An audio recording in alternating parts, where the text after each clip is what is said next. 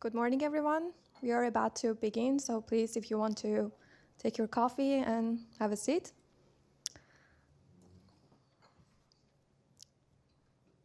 All right. Thanks all of you for joining us today, and welcome to NL Climate Change Flood Forecasting Workshop. I am Shabnam Mustafi, Environmental Engineer with the Department of Municipal Affairs and Environment, Government of Newfoundland and Labrador. And it's my pleasure to be the moderator for today's workshop. To begin this workshop, we are pleased to have Susan Squires, Assistant Deputy Minister, Environment and Climate Change Branch, Department of Municipal Affairs and Environment, Government of Newfoundland and Labrador. Please welcome Susan Squires.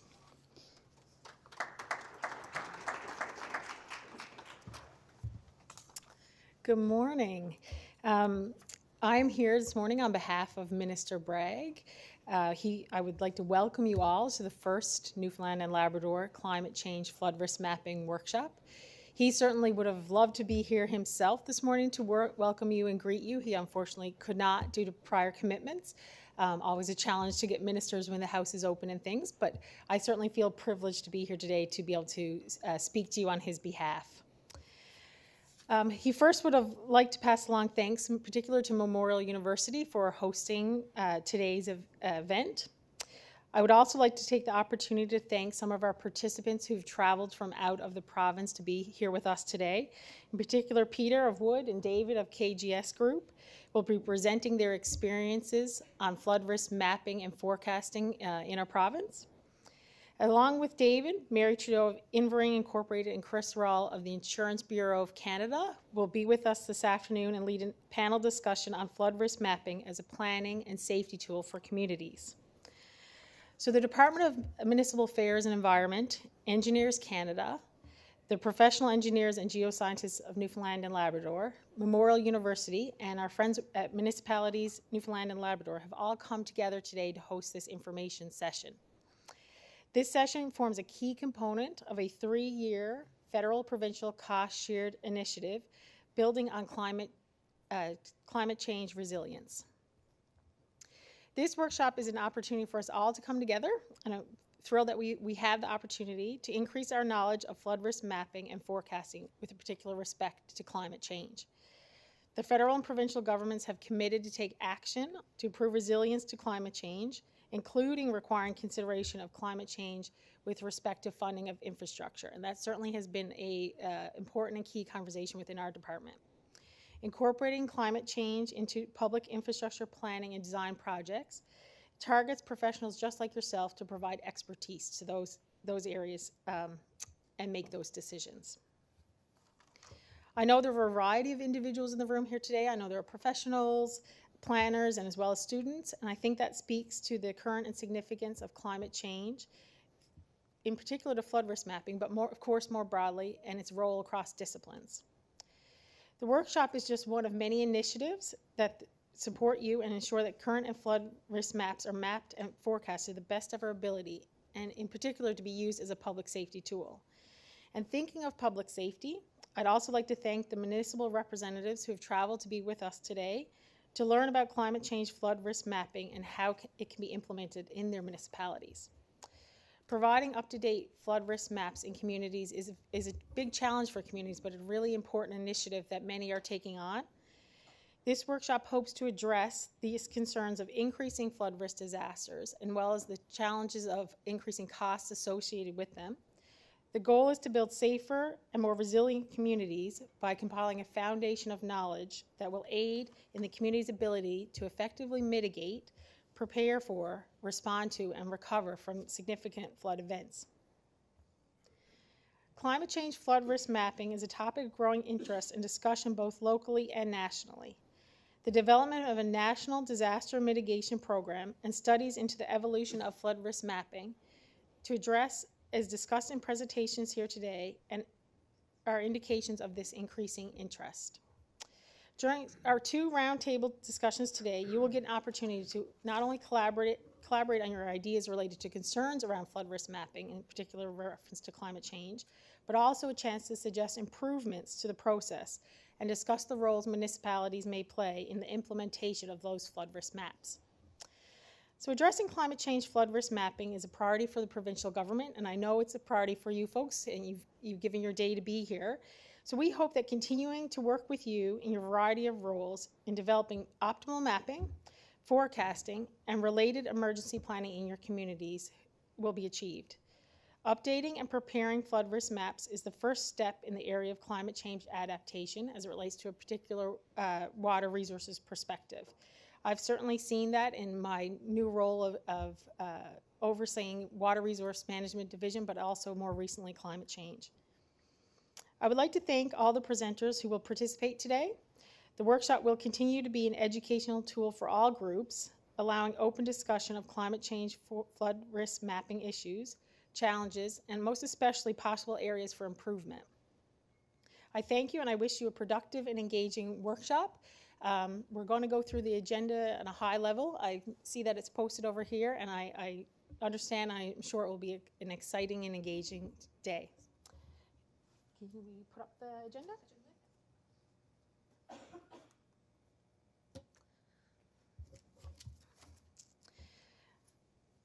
So we're going to start with an overview from Hassine Khan with our Water Resource Management Division.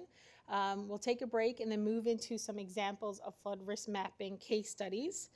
We wanted to set up a day for you where we got some information and we had a lot of time for discussion. So we'll move into a roundtable discussion immediately following that before breaking for lunch. Similarly, in the afternoon, we're going to work through some presentations on flood risk mapping as it relates to forecasting, particularly a case study of the Churchill River forecasting system.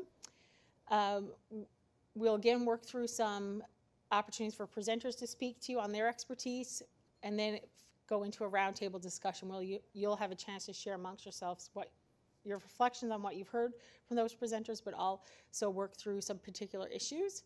And in the afternoon, we're finishing with a panel discussion on flood risk mapping as it relates to public safety, which of course is certainly a key issue of this and on mind for a lot of folks, and often what the public sees as a significant issue as it relates to this. They don't often see all the hard work the people in the room like yourselves do to get these maps prepared and think about the science and the technology that has to go behind them, but they are certainly concerned about the public health and the public safety aspect of them. So that's our day. Again, I'm thrilled that you're all taking the opportunity to be with us, and I wish you an excellent workshop.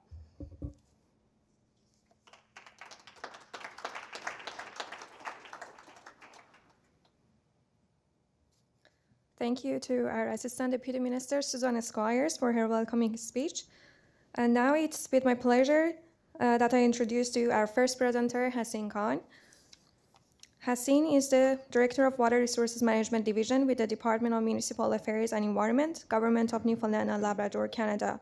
Hassine represents the province of Newfoundland and Labrador on a number of national committees in the area of drinking water safety, water resources monitoring, water resources management, and environmental protection. Hassine was the chair of the Canadian Council of Ministers of Environment, CCME Water Quality Task Group from September 2001 to September 2009, Municipal Wastewater Effluent Economics and Funding Task Group during 2008 and 2009, and Water Management Committee from April 2017 to March 2019.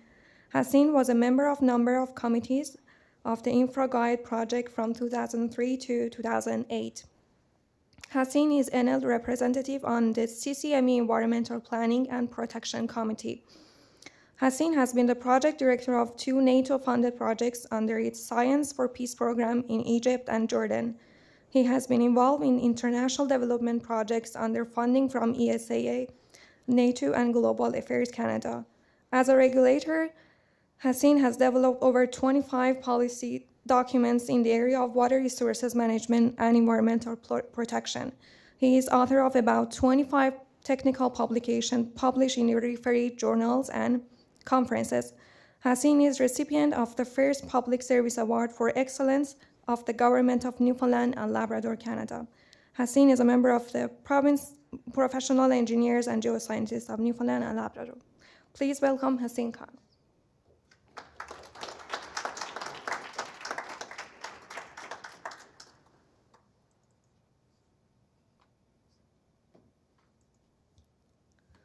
That's the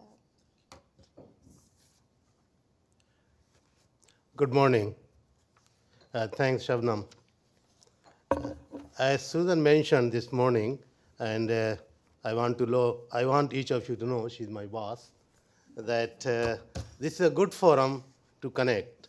Yes, it is a very good forum to meet old friends, to connect with our colleagues who happen to work in the same area, to take stock of the current state of affairs in the area in which we are working.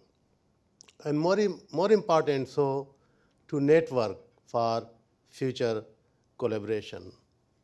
So when Ali was planning for this workshop, he asked me to give this presentation.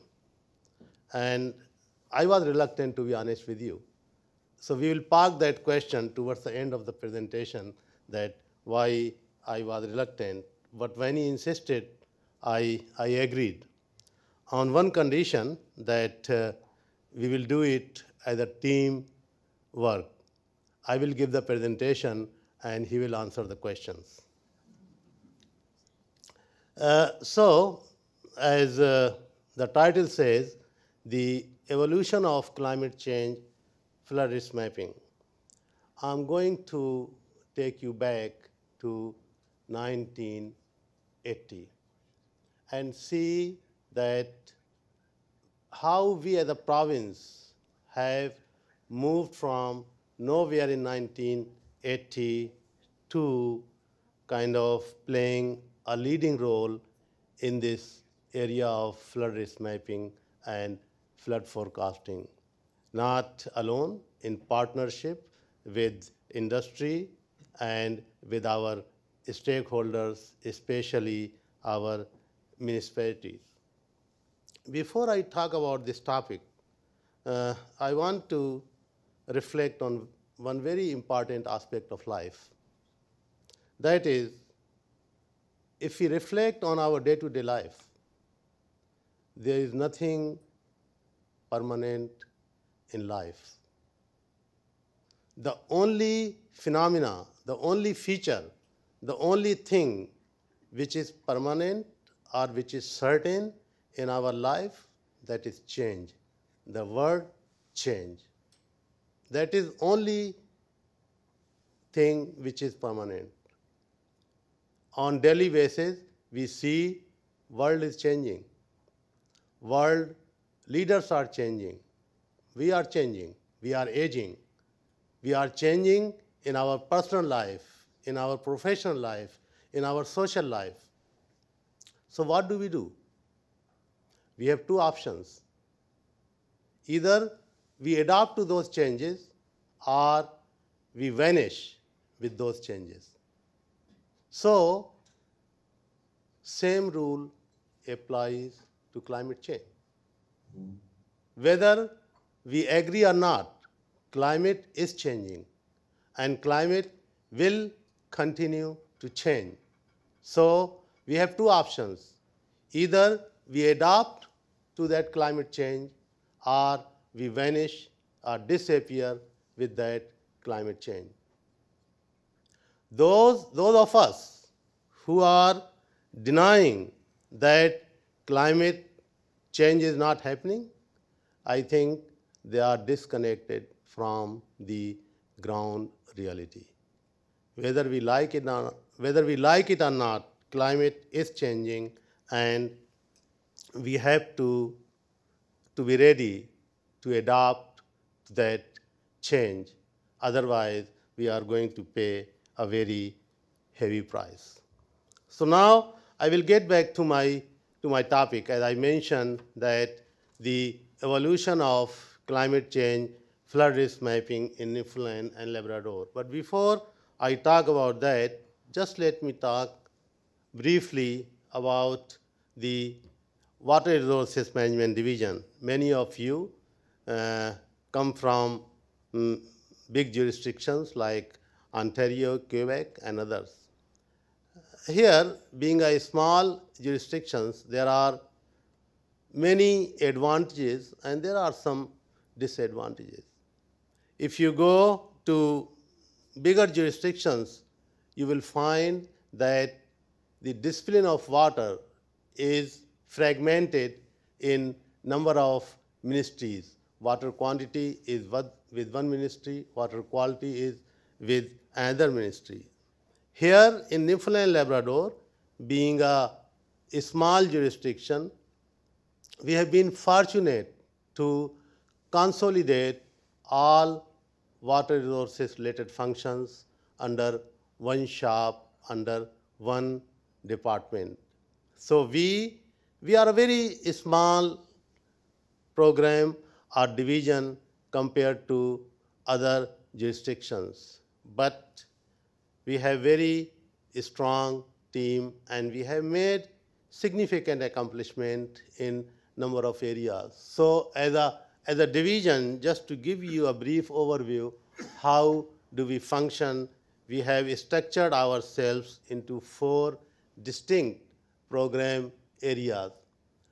The first program is water rights investigations and modeling section, and this is the program where all of the work in collaboration with our partners relating to flood risk mapping, floodplain management, flood forecasting happens, and so many other activities relating to alteration to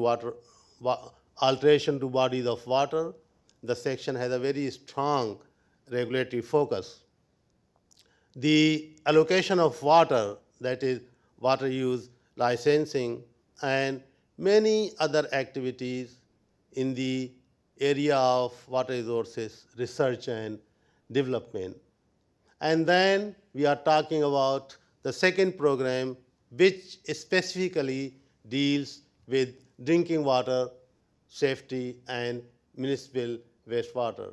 This morning when I was standing, I ran into John Clark, who was the lead federal individual on the municipal wastewater file, and it was a pleasant surprise to see him after 10 years.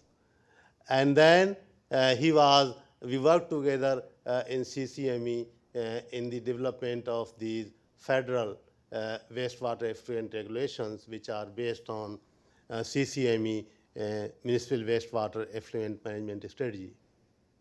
And then we have water agreement section. This is the section where we collaborate with federal government, and we have number of long-term agreements in the area of water quantity, water quality, and climate. And then the fourth section is the groundwater. As I mentioned, so both surface, groundwater, all are under one shop. Before I move to the next slide, and before I close the topic of the division, in a nutshell, if I want to give you one key message, how do we operate as a division? The Water Resources Management Division operates or is based or is comprised of 4 pillars. The first pillar is monitoring. That is, we monitor water quantity, we monitor drinking water quality, and we monitor the climate, and we do that in partnership. The second pillar is forecasting. That is, we do flood forecasting and we do hurricane flood alert and other activities. The third is regulatory functions. That is, there are 2 dimensions: to protect the environment and to manage the water resources. And the fourth pillar is networking, partnership with our stakeholders, both in the province and outside the province. So, what is the history of this flood risk mapping in Newfoundland and Labrador? And when we are talking about flood risk mapping, which is the topic of this workshop, then we cannot kind of ignore floodplain management, flood forecasting, because they are all linked to each other. As a province or as a department, how we got involved in flood risk mapping? Always there is some driver, and it is unfortunate that there has to be some emergency for us to take some actions. There was a very infamous flood of 1980 on Exploit River, which affected the community of Bishop Falls. The entire community was completely paralyzed. And that was the time that we got into discussion with federal government, and the province signed this Canada-Newfoundland flood damage reduction program. So that was the first program where we initiated work in the area of flood risk mapping, because Alice Sharp, they have compiled a report on history or inventory of floods in Newfoundland and Labrador. And according to that study, the province has got a very strong history of floods, both in the island portion of the province as well as in Labrador.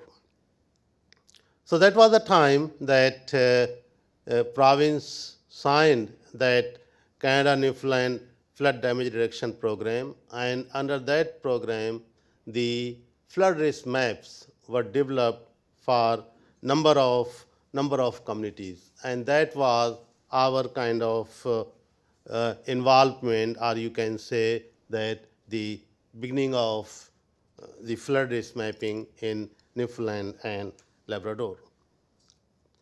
The work under this program, that is Canada Newfoundland Flood Damage Reduction Program, consisted of, it was a layered kind of system.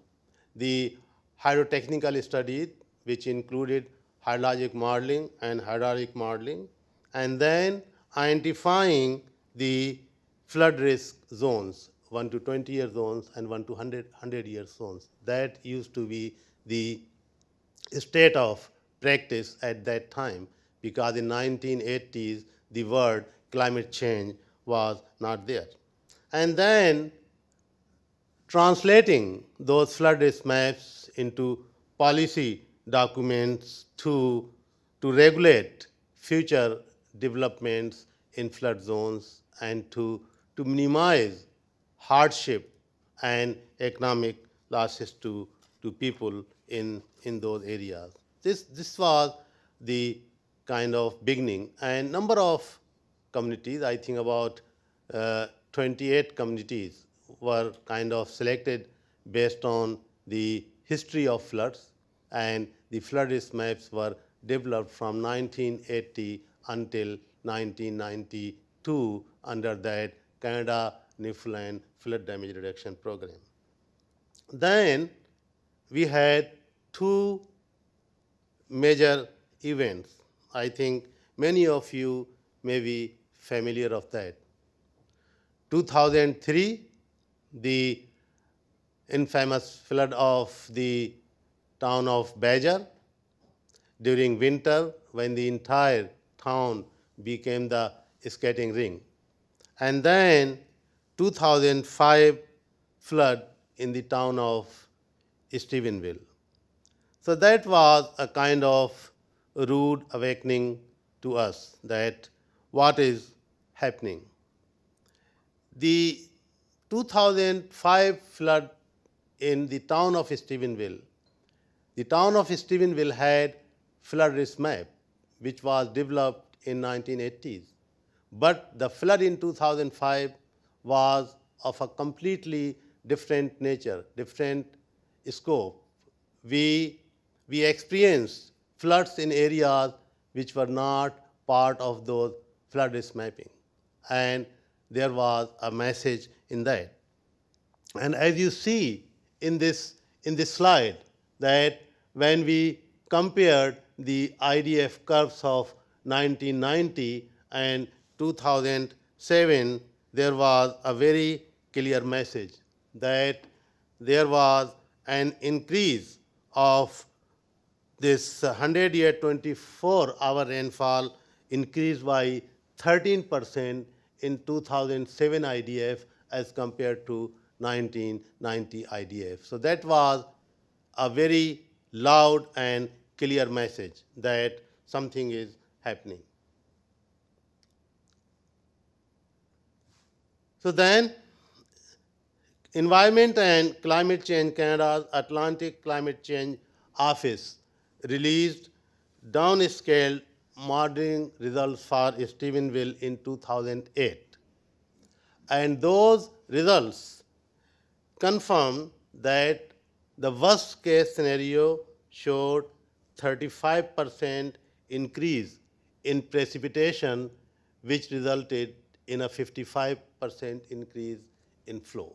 So that was a clear message that why we experienced the type of flooding which was not kind of delineated or noted in the flood risk maps of 1980s. So this is science. I mean that as we say that these are not my words or your words. These are documented facts and figures that climate is changing. So with that situation, the province realized that it means that the flood risk map which was developed in 1980s is outdated and it does not serve its purpose, and we have to update that flood risk map. So the Stephenville flood risk map study first time used a climate change IDF in addition to the standard historic practice of 20 years and 100 years 24 hours IDFs to map 1 to 20 years annual accidents probability, which we call AEP, and 1 to 100 AEP. And then we added a new layer, which was 1 to 100 climate change AEP flood zone. So traditionally, historically, we have been as a part of flood risk maps, you will have 1 to 20 year flood zone and 1 to 100 years. But here we added one more layer that was 1 to 20 year, 1 to 100 and 1 to 100 climate change flood zone. And this was the first provincial flood risk map in the country, in the entire country. We were the first one. As I said, we are a very small jurisdiction, but we have a very strong dedicated team to include a 100-year climate change flood zone. So as a result of the 2009 hydrotechnical study of Stephenville, the Water Resources Management Division created a new template for integrating climate change into flood risk mapping. So that was the outcome of that study, that we updated flood risk map for the town of Stephenville, but at the same time we revised the template which we were using to develop flood risk maps. And in that template, we accounted for climate change into flood risk mapping. And this template is publicly available on our web page. It was presented in number of national and international conferences, and we received very positive input on that.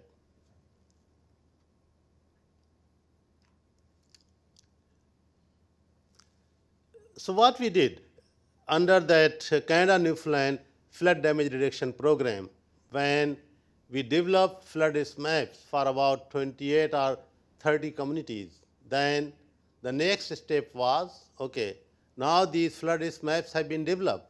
What's next?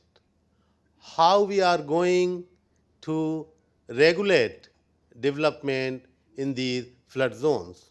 So we developed a floodplain management policy in 1995, which outlined that what development can take place in these zones and what development cannot take place and what development can take place with certain conditions.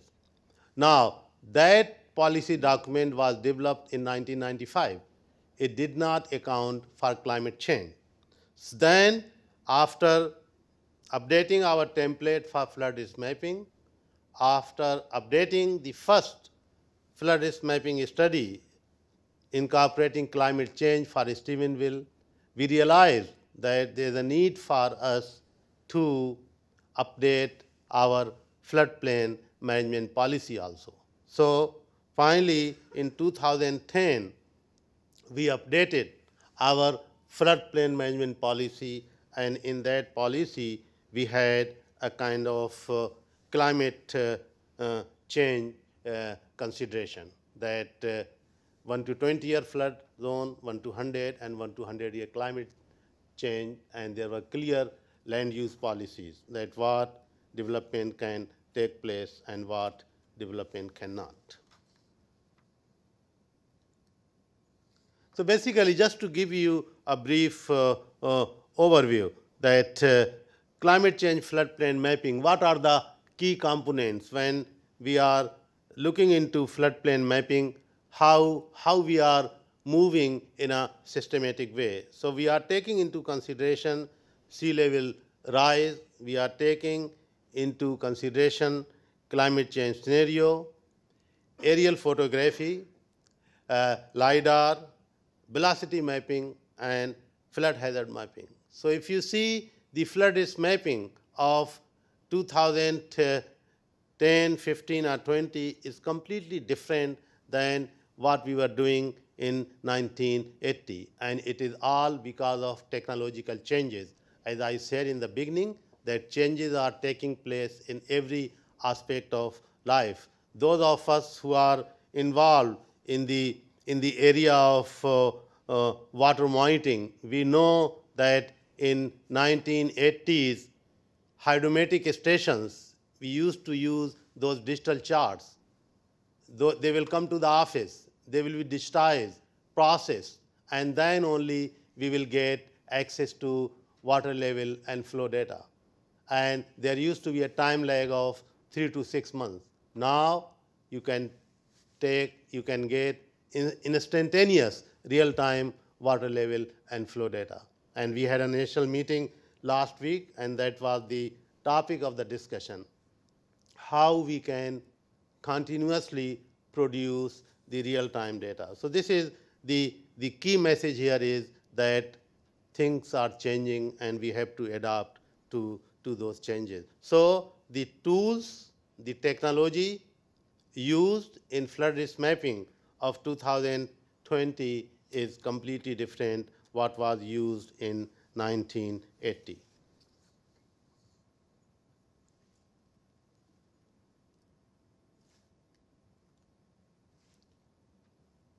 So since 2013, we have been moving slowly and gradually, and we have been building on that climate change scenario. Since 2013, all flood risk mapping studies have to address sea level rise due to climate change.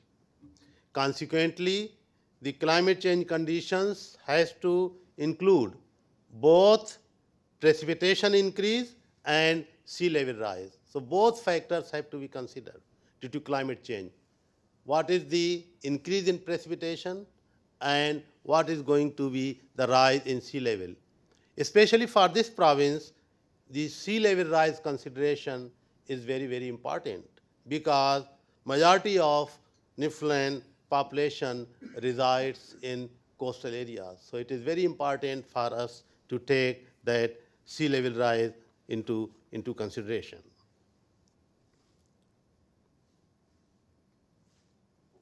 And the next is then climate change floodplain mapping.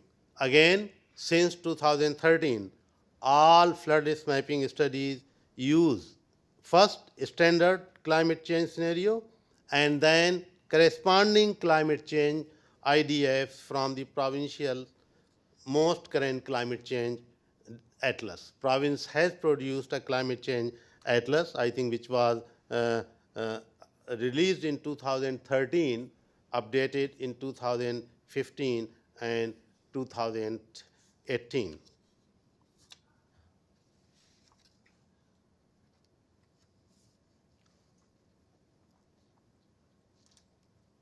jumped a slide. Let's go back. You jumped a slide. Yeah, okay, sorry. Okay, thanks.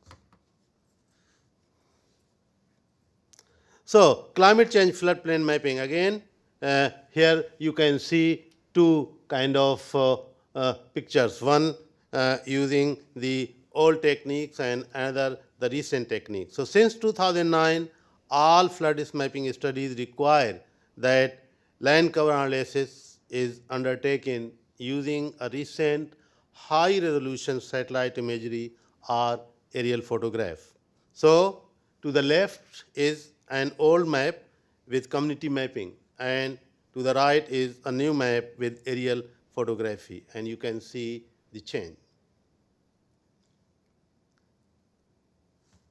Again, climate change floodplain mapping. So, since 2012, all flood risk mapping studies require that a digital elevation model for the entire floodplain should be developed using LiDAR.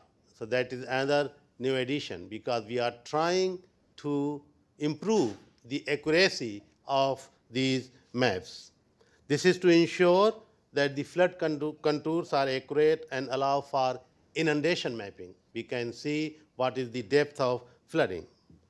Again, since 2013, all flood risk mapping studies require the production of inundation mapping that shows depth of flooding for both current as well as climate change scenarios, because this is very important for first responders, because you want to make sure that the emergency people who are responding to these flood situations, you are not putting or you are not exposing them to any unknown degree of risk. They are always exposed to certain degree of risk, but you are trying to minimize the exposure of that risk once you have information on this inundation mapping. So, climate change floodplain mapping. Again, since 2013, you can see I am repeating that 2012, 2013, because those are the kind of key milestones for us when the transformation from old technology to new technology happened. Since 2013, all flood risk mapping studies require the production of velocity mapping that shows velocity of the flood water for both current and climate change scenarios. Again, a very important consideration for the emergency, the first responders, because you don't want to send them in an area where the velocity is very high, and that could be a threat to them. So, this improvement and addition of new features, it has added to public safety. At the same time, it has enhanced the safety of first responders.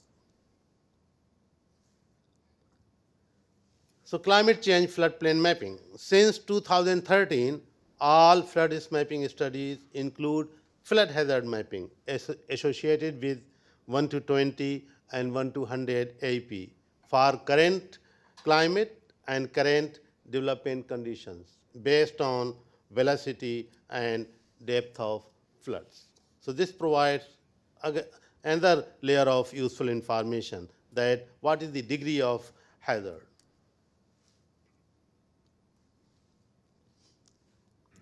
Infrastructure assessment, that is a very, very important consideration. So, since 2010, all flood risk mapping studies also include a detailed hydraulic capacity assessment based on modeling results, because this is very important for the communities to know that the structures which they have, the culverts, the bridges, which of them are adequate and which of them are inadequate for current and climate conditions. And this information can help them to prioritize the upgrade or replacement of those infrastructures.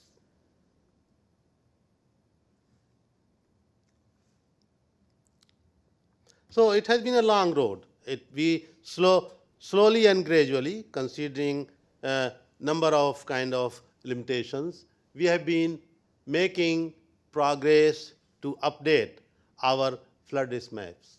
The flood risk maps, which were developed in 1980s, we realized that they don't respond to the current state of affairs. They don't respond to the current situation of the day for a number of reasons, for changes in land use development, for changes in climate conditions, and many other factors. But we cannot update all 30 or 35 flood risk maps at the same time because it's a very expensive undertaking. So we have prioritized and we have developed a ranking system and we have been updating.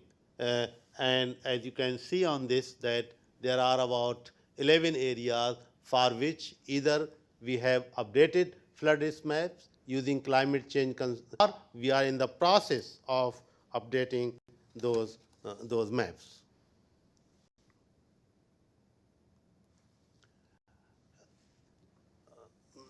One of the highlights of our department is full transparency.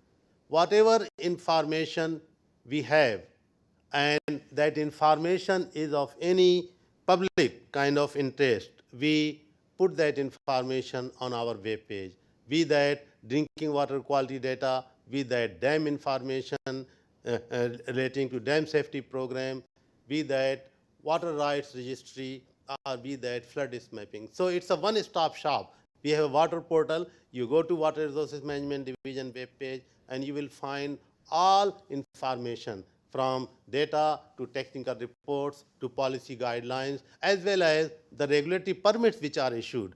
All of the permits which are issued by us, we post them online.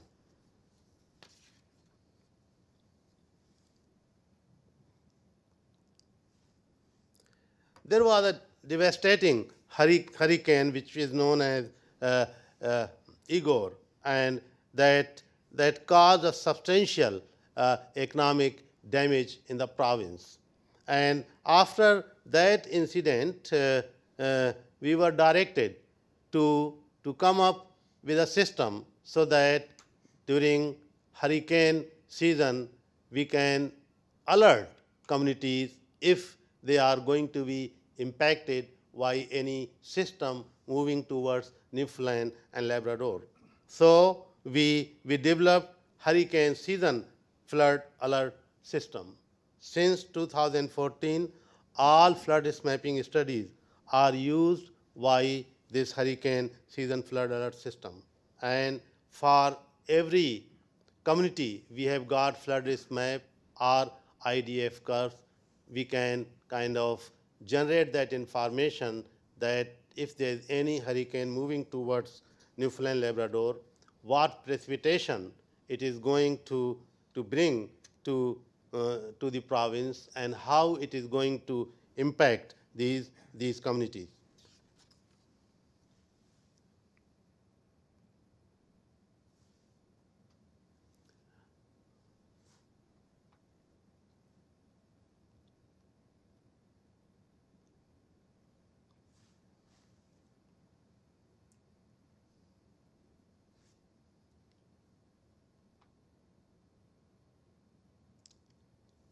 Yeah, just the information about the flood risk mapping studies.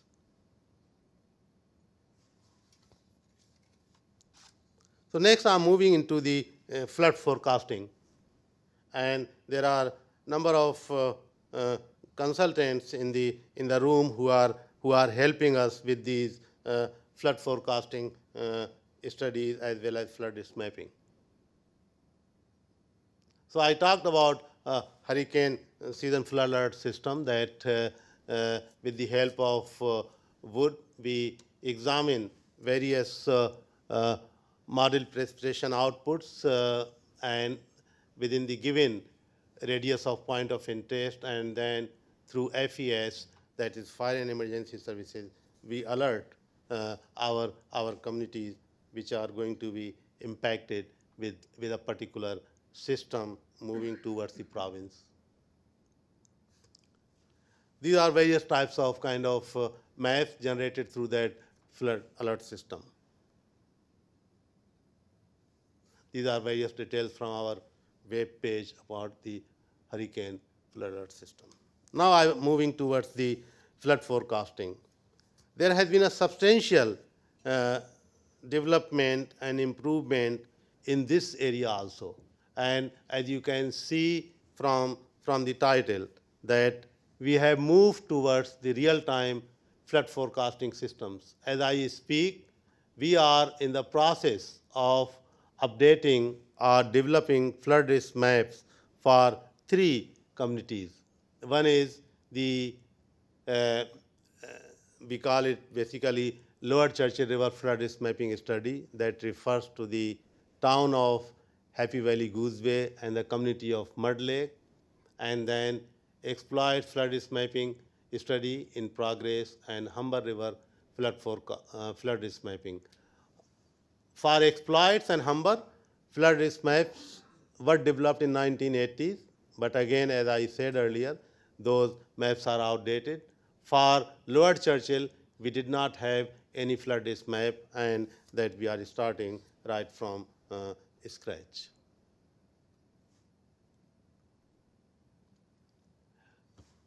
Those of you who are familiar with the Churchill River watershed, it's a huge watershed with huge economic kind of opportunities for the province. There are already 2 major hydropower generating projects, Upper Churchill and Muskrat Falls, and hopefully one of these days there could be the Gull Island as well. And when all these 3 facilities are operational, then Churchill River will be generating about 8,500 megawatts of power. So the Lower Churchill River flood forecasting system, it's again real-time flood forecasting system. It can simulate water levels throughout the year, as you can see in that picture. What happens during the summer season, the HAEC, HMS and HAEC RAS model works, and when water temperature falls below 0.05 degrees Celsius, it's all automatic, built in the software. Then the ice model, RIV ice triggers in, and the HAEC RAS shuts down until the river ice will run until the ice has melted in spring, and then the HAEC RAS model will again start up. So it's a round the year flood forecasting system, and it is based on complete real-time information.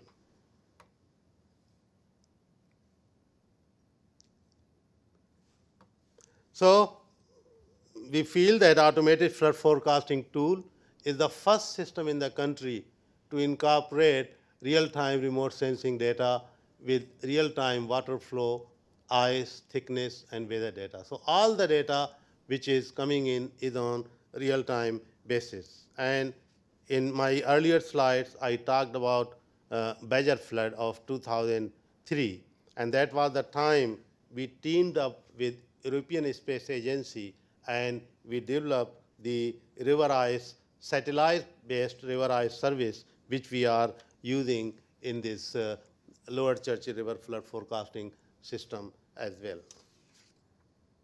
It's a very neat and very user-friendly, and Dave from KGS Group, who is the lead, he is here. I am sure that he will talk in detail about this system in his own presentation. So we get all information, whether it the water level and flow data, or the ice thickness data, or the satellite imagery data, or weather data, all on real-time basis. So this is the dashboard which summarize current conditions, that is water level, weather, ice in the first row. And then the forecasted conditions, that is water levels and flows, are summarized in the second row. And third row shows the forecasted rainfall, forecasted temperature, and the ice conditions in the Churchill River. So it's very neat, very clean, user friendly, and we used that last in the spring of 2018 to run the flood forecasting model during ice breakup season. It has additional features that for each site of interest, there are a number of stations. If you are interested in a given site, you can select that site and you can have the window with all the details. The window for a particular site will show you the water flow forecast, current and forecasted water levels at the site of interest, and at the bottom are forecasted water levels for the lower Churchill River from Muscat Falls to English Point.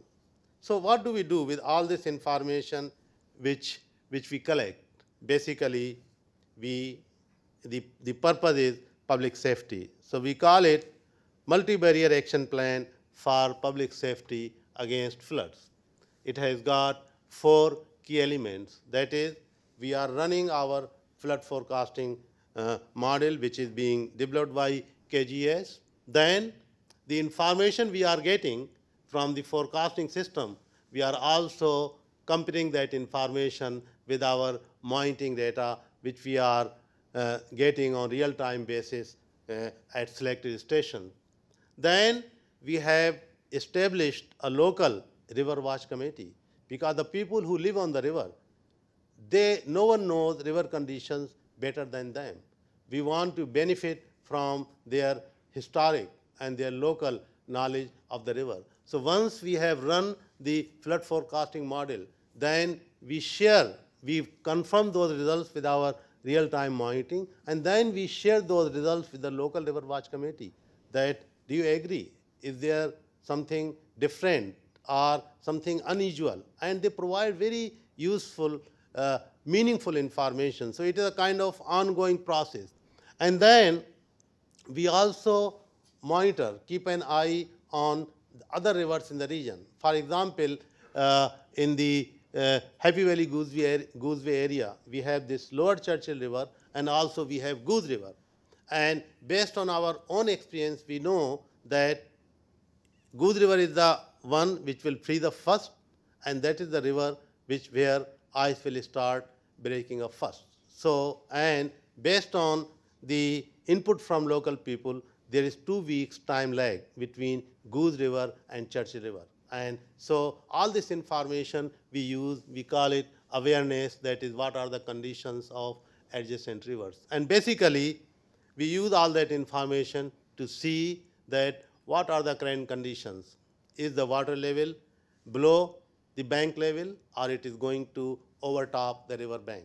And in case there is any risk of water overtopping the river, then immediately we alert our colleagues in FES, Fire and Emergency Services, and then they take lead from there, and they become the first point of contact for our community. So we work as a team. You can see there are local people involved, there are people involved from Fire and Emergency Services, and there are people involved from this our own department. I can tell you one thing, that this was the topic of discussion in our national meeting, that when flood happens, it is a very, very stressful situation for the people who are dealing with the situation, and especially if the duration of floods prolongs. If it is 1 day, 2 days, then yes, you can live with that. But if it continues for weeks and weeks,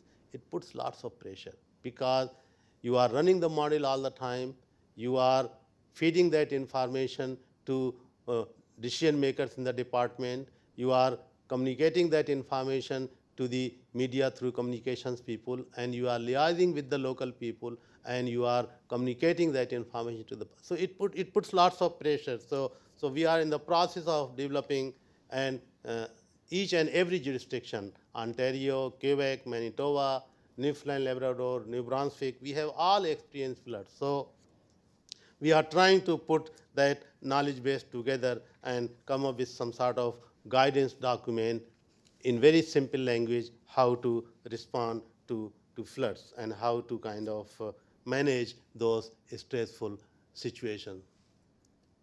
So going forward, what do we do? As more and more climate change flood studies are completed, the studies will be used to improve the hurricane seasonal flood alert system, and where feasible, to develop real-time flood forecasting system. The climate change flood studies, in conjunction with our provincial policy for floodplain management, will continue to be used as planning and public safety tools for communities, because our ultimate objective is to kind of to reduce flood risk for both current and climate change conditions. But you see, the fact is that floods are an act of God. We can't stop floods. So what we have to do, we have to come up with programs that we should be able to forecast those floods, and we should be able to share that information with communities which are going to be impacted. For us, the most challenging task is, yes, we can update flood risk maps, we can provide flood forecasting services. Where all that information leads to? All that information leads to the areas which have been designated as flood plains, how we are going to regulate those areas, how we are going to manage those areas. As I mentioned earlier, we do have a floodplain management policy, but what is floodplain management policy? Basically, you are not regulating floodplains.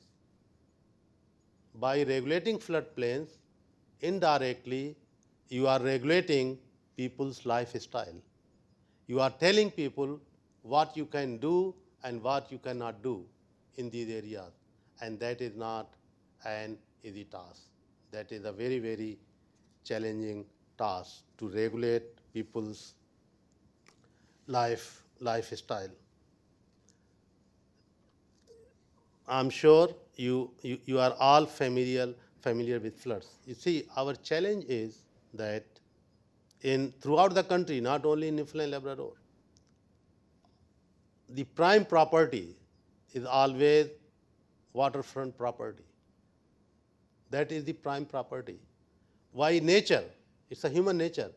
We want to be as close to the body of water as we can. We want to be at the edge of the water so that we can enjoy the tranquility of that water. But we forget that we may have all those legal documents of ownership of land, but we forget that when we built on the water edge, the land does not belong to us. We have false sense of land ownership. We have false sense of land ownership. The land belongs to the river. River can claim that land whenever it wants. And that is the tragedy of floods in our country, that we have got all this waterfront property, we assume that land belongs to us. So how do I conclude? I have parked that question, that why I did not want to give the presentation. I wanted Ali to give this presentation, so I will answer that. But before that, let me conclude. Water has two unique dimensions, two unique features. water, when it is clean and calm, it is a source of inspiration. It is a source of enjoyment. It is a source of tranquility. And it is a savior of life. But the same water, which is source of inspiration, source of enjoyment, source of tranquility, savior of life, becomes the destroyer of life when it comes in the form of floods, hurricanes, tsunamis, or contamination. So that is the legacy of water, and we have to be fully aware of that. I think this is what all I wanted to say, and I said Ali will answer all the questions, but I will not do justice to this workshop and to this presentation if I don't mention few names. We are a very small jurisdiction with very limited resources, but we have accomplished a lot in the area of climate change. Actually, if I can say, I think we have demonstrated, proven leadership in this area. The credit does not go to me. I am an actor. The doers are standing behind the room. There are 4 individuals who have been the champion or the torchbearer of climate change in Newfoundland and Labrador. And those individuals are Jackie James, who is not with us, and Gerald Crane, and Dr. Ali Khan, and Dr. Martin Batterson. These are the 4 individuals who kind of carried this climate change file for last 10 years, who worked hard day and night to develop 2 climate change action plans. For last 1 year, that leadership has come to very able and competent hands of Dr. Susan Squires, who is the Assistant Deputy Minister of both Environment Branch as well as Climate Change Branch, and my boss, as I mentioned earlier, and good boss too. So with that, I will conclude. If you have any questions, don't ask me, ask Ali. Thank you very much.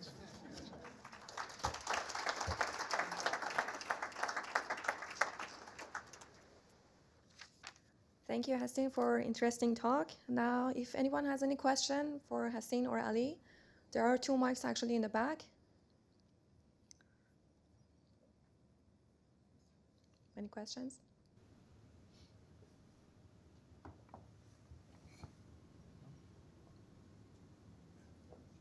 Yeah, sure. I can talk now. Really, thank you very much, and a whole bunch of my presentation is already taken care of, which is great. What I did want to ask, what do you foresee as the next challenge in the continuation of this evolution of climate change mapping and forecasting and such in the province? Thank you very much. Very interesting and very logical question, a question which we ask ourselves. Before I answer your question, I want to remind myself and all of my team members that we can never live on the past glory. We always have to think about the future. Innovation does not mean that you always invent new things. Innovation means that how you can improve the way you are doing things. So our kind of biggest challenge is to continue to move forward, and first to kind of update all those maps for the communities which are not kind of still on our that list of priorities, because we have about 45 communities which are affected by floods. As you see on this map, we have develop flood risk maps, are developing only for 12. So that is our first priority. As I mentioned that we have added many innovative components to this flood forecasting system. It is a real-time flood forecasting system with the help of all of you people.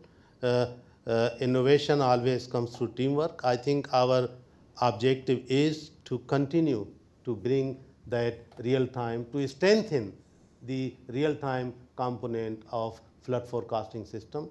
I think our most pressing and challenging task is to work very hard on outreach and networking to create high level of public awareness that what is being done and what we expect from them. I think this is where I would like to move, because we as regulators, we can develop any type of tool, any type of product, but if there is no ownership from the public, we cannot implement that. And that is where our priority is, and that is why we have developed that local river watch committee. So to answer your question in a very kind of simple way, yes, to continue to strive for innovation and to make sure that the public, which are the ultimate kind of decision makers, they are fully on board and they kind of appreciate what is being done. And not only appreciate, they work with us, and so far all of our communities have been very, very helpful. Actually, I cannot ask anything more. They go out in the middle of the night and they take pictures to confirm that how the forecasted situation matches or does not match with the ground condition. So thank you very much. Ali, do you want to add anything to that? Hello. Hi. No, I echo what Asin said. So we need to do those three things. Additionally, as Asin was talking about, we have to keep improving our template.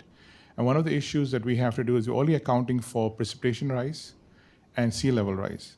But climate change, is affecting other parameters too. It's affecting how the rainfall pattern is changing. It's impacting how the snow events are happening, the rainfall snow events are taking place.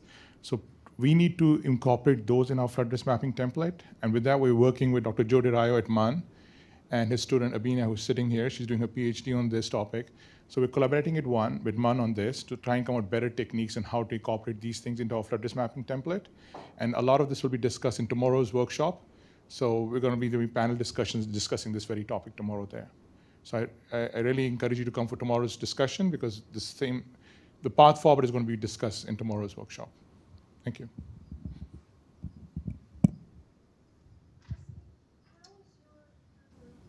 Department interfacing with the municipal level of government?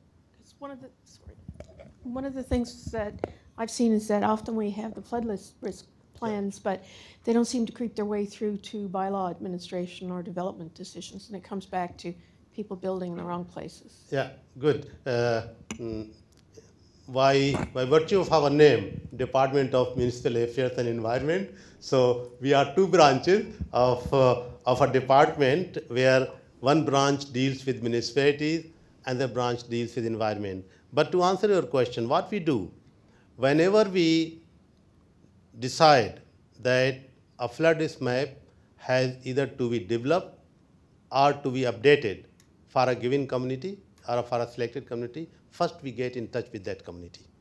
And we have a face-to-face meeting. And we explain to them that, look, your flood is, you don't have any flood risk map, and your community has a history of flooding, so we want to develop flood risk map. But we cannot do that in isolation. We want to have a partnership with you, because if we develop that map in isolation, then it has no meaning. So this is the first step we do. You always learn. And then the second step, which we have learned with experience, what we do, once they agree that yes, it is all good, we want to proceed, then we ask them to sign some sort of letter of confirmation that once flood map is developed, then they commit to comply with our floodplain management policy. That is, they will work with us to regulate development within flood zones of that flood map. So that is how we work with them, and we tell them that, look, it's a partnership, but we may be coming from different angles, from different dimensions, from different directions, but we have one common goal, and that common goal is public safety, to minimize the hardship and economic loss to the people of your community. So we want to work with you, and we want to make sure that that common goal is accomplished. We may differ in areas, we may have competing and conflicting interests, because our overriding goal is ultimately to implement floodplain management policy. And we all know that waterfront property is always in demand. It's not an easy job. So that's how we do, and we have very good cooperation, and we have many success stories.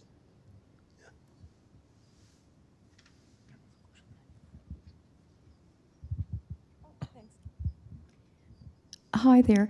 I work with the City of Mount Pearl, and in regard to the Waterford River, we currently have land use mapping, which we enforce development along the river and the floodplain and the buffer.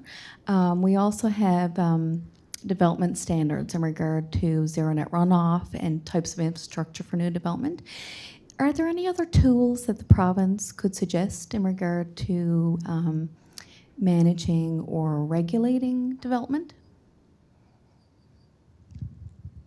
Yeah, I think the starting point is always the to follow the provincial floodplain management policy for all those areas which have been designated as floodplains. And in case of Mount Pearl, the Waterford flood mapping was updated recently. So the maps which we have got, they are quite up to date. They are developed using the state-of-the-art technology. But yes, to answer your question, city does have a provision, and City of St. John's does in many cases, that you can have much more stringent policies for development in those floodplains as what are outlined in our own floodplain management policy.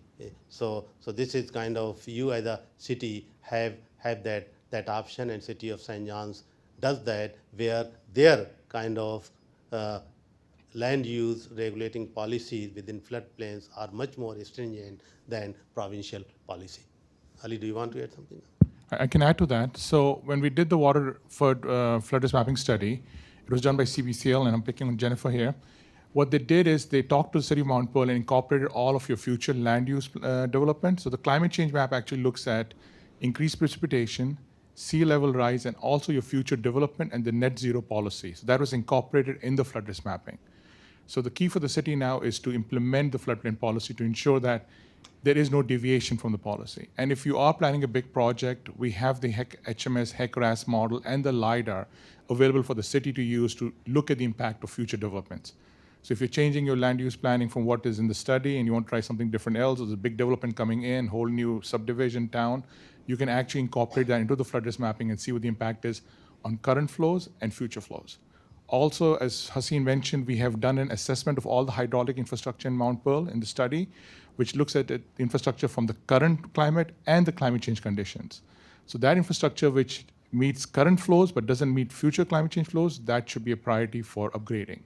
So it actually tells you which one is not adequate and how much the flow should be for that. So you can use the flood risk mapping study to prioritize your climate change adaptation too. Thank you.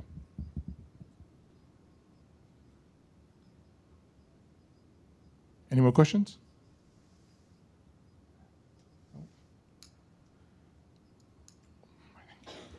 All right, thank you very much. Now we will have our nutrition break and networking. So we will resume at 10:20 here. Thank you.